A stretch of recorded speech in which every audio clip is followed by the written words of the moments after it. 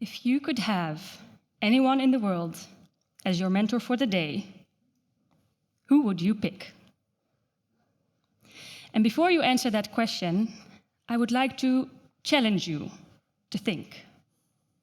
What makes a good mentor? Is it their commitment, their expertise, their listening skills maybe? I believe it is feedback, and that the feedback that stings the most might be the kind we need the most. Lately, I have received some feedback that has completely shifted how I see myself and our city. Let me tell you that story of how I have found my most valuable mentorship in a magically small space. One rainy night, traveling from Prague to Amsterdam, as usual, my travel plans did not go as planned. And I had to stay the night at a stranger's place. Luckily, this stranger was a very nice German lady who welcomed me with open arms into her beautiful home. It was filled with peachy tiles and lush green plants reaching the ceilings. We talked about family and life, and at some point I asked her, "Do you miss your children since they've left your beautiful home?" And she answered, "Of course, I am a mother. But this place is also like my kingdom. I've got my chickens and I've got my bees, and they need me too, you know. Do you want to peek into the beehive?" That invitation changed everything for me. My name is Saraab. I'm an urban beekeeper, and I believe that we as city people forget to learn from nature's most successful mentor, which has been around for more than 100 million years already. The beehive. Did you know that one honeybee colony can consist of up to 60,000 female worker bees, a few hundred male bees, which we call drones, and one queen at the center, who will do her very best not to be found, by the way. When lifting the lid of the beehive for the first time, a whole new world unfolded right before my eyes. This humming sound taking off from the wooden structure made me take a step back. It was overwhelming and also strangely soothing, like a song from the past. I learned a lot during those first encounters with the bees, but the most striking thing to me were the resemblances I found between Beehive and our streets of Amsterdam. From corporates to startups, our city is full of eager hustlers. And this is quite comparable to life in the hive, where bees follow a very intense career path, and they do not do any breaks. And just like our streets, the hive gets a little too packed during busy summer months. And by the way, have you ever seen a bald bee? Because just like us, they also lose some of their hairs when they age. True story. You could say that we're quite similar to these tiny creatures and also their communities. So why not learn from their wisdom and celebrate it from Beehive to the streets of Amsterdam? Over the following months, I thought I had enrolled into a beekeeper training, but I quickly realized that I became a student in a mentorship program. And my mentors were my lovely bees. Today I come to you as a messenger to share with you the wisdom they have whispered in my ears.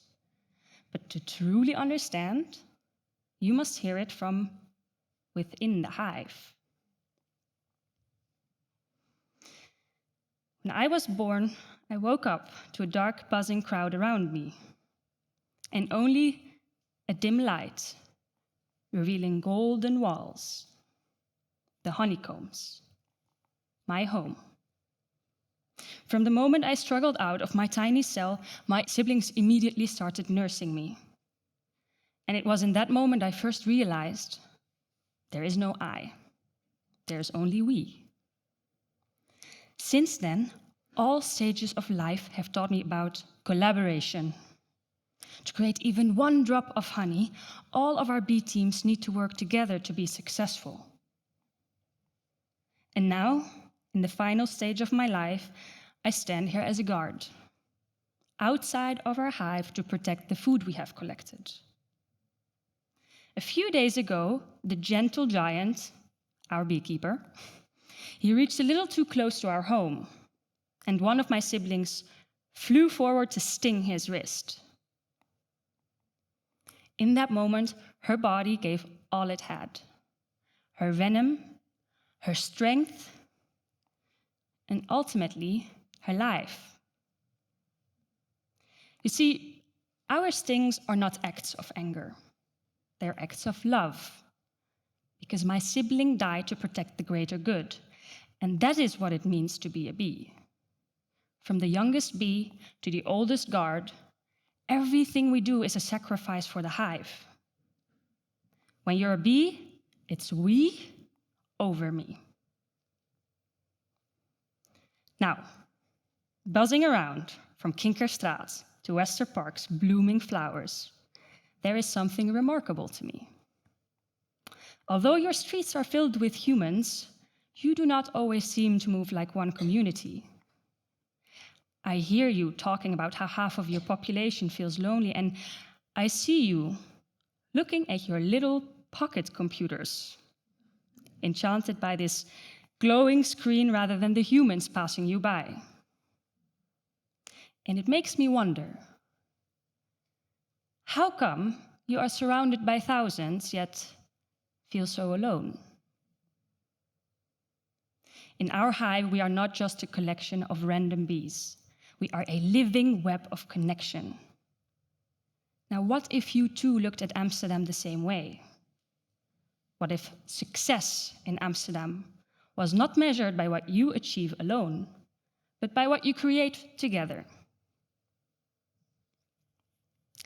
Now, thriving together isn't just about living together.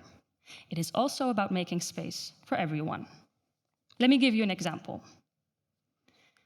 Every once in a while, a stray bee comes knocking on our door. And as you now know, we have guards outside like myself to protect us from intruders. But this knocking bee is a very special one. It cannot return home to its own family due to sudden storms while it was out foraging in the fields. And it also cannot survive without a family, and that's why it landed on our porch. Normally, as a guard, this is where I tense up. I cannot accept any outsider automatically. So I walk over to check its behavior and also to see if it comes bearing a gift, like nectar or pollen. Any proof that the stray wishes to be an active member of our family. And if I do see that, I always grant the benefit of the doubt. I go on to hug the stray and share the scent of our hive. This is our gesture to say, welcome, you are now one of us. A gesture that shows that true integration is a shared effort. And this could reveal something valuable for your city as well. Inclusion is not a passive process. It's a shared responsibility. And when I fly over your community, I see many of you talking about each other instead of with each other. I see parents choose schools for their children based on sameness rather than diversity. And I see young people from North rarely visit people in the Zuid neighborhood. And that poses a question to me. What if you too welcomed the stray at your door, not with suspicion, but with curiosity instead? Like, who are you? Which nectar do you prefer? And what can we learn from each other? You might be able to connect rather than coexist in your streets. Now, with the stray bee integrated into the hive, it is now time for my favorite season of the year, spring. Every spring, our hive gets a little too crowded due to our family size. And that's why we have one important yearly mission as a family: to find new potential homes.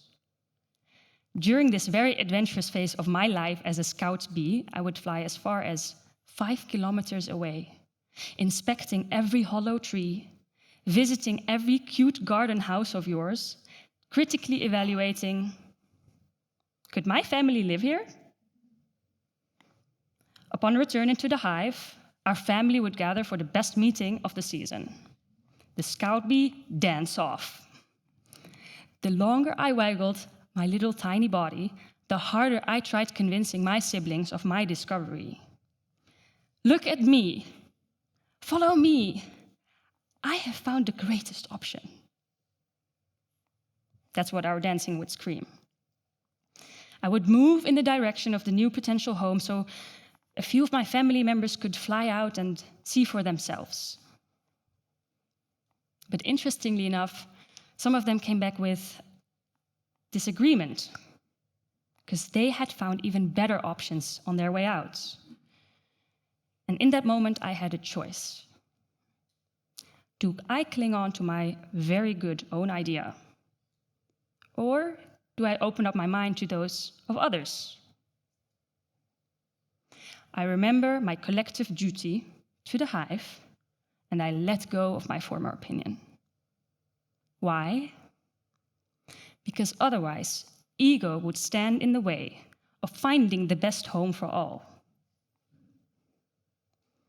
This example shows why every bee voice matters to us, especially when finding new homes and every big hive decision.